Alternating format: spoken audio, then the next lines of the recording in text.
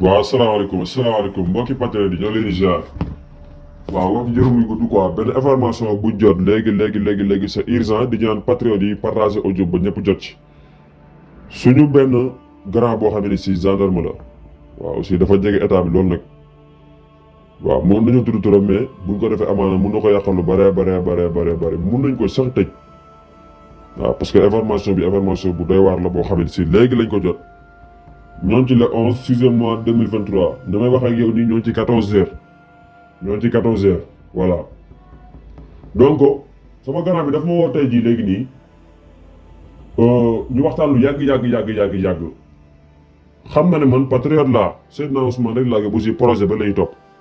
même ci ñoom sax boo xoolee ñu baree bare mu ne ma fii ñu baree bari ci ñun ñëpp Ousmane Sonko la ñuy topp waaw ñu bari ci ñun ci gendarme yi même ci armée mi su bëree bëri Ousmane Sonko lu ñu àndal moo tax boo xoolee sax ba léegi état bi maanaam ñemewut carrément Ousmane Sonko waaw nii la ma ko waxee. mu ne ma nag barricade yi lan moo tax ba léegi patriotes yi dindeeguñ ko parce que patriotes yi ñoom daawuñ xaaree nii ñoom daanaka tout le temps rek lépp loo xam ne nar a dal ci kaw Ousmane Sonko sax daf leen di jaral maam bu ñëw taxaw ci kanamam mu dal leen bu dee luy rey mu rey leen bu dee luy gaañ mu gaañ leen lu tax ba léegi barricade yi. maanaam nangu leen ko dindi quoi lu tax loolu man patriote yi daal xam naa ne lu waral loolu daal daf ci am ak jaaxle ma ne ko non gars yi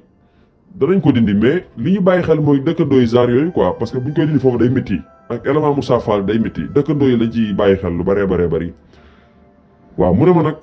il faut ngeen dindi barricade yi parce que am na luy gars yi di waajal waaw parce que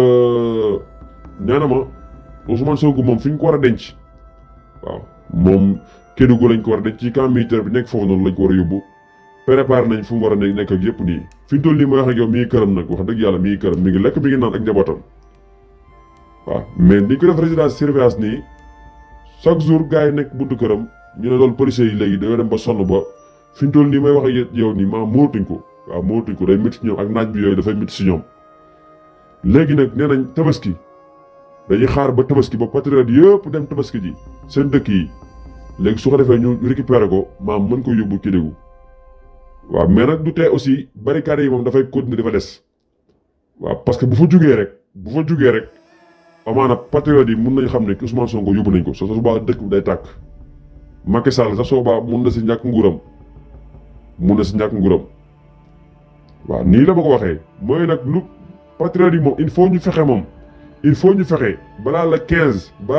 biir ñëw nii mu ne il faut ñu fexe ba dindi barricade yi sinon buñ ko dindiwul rek maanaam buñ xase ba romb jour yooyu moom bañ tabaski ji moom dañ koy jàpp te dañ koy yóbbu parce que Ndakaaru soo baa kenn du fi nekk danañ ko jàpp te dinañ ko yóbbu waaw nii la ma ko waxee ngeen ma ñaan nag di partager audio ba patriote yëpp jot ci waaw di wax boole kii si kon nañ ko fexe ñu def dindi ji ko nu mu gën a gaawee nag tout de suite waaw nañ ko dindi ji tout de suite jërë ngeen jëf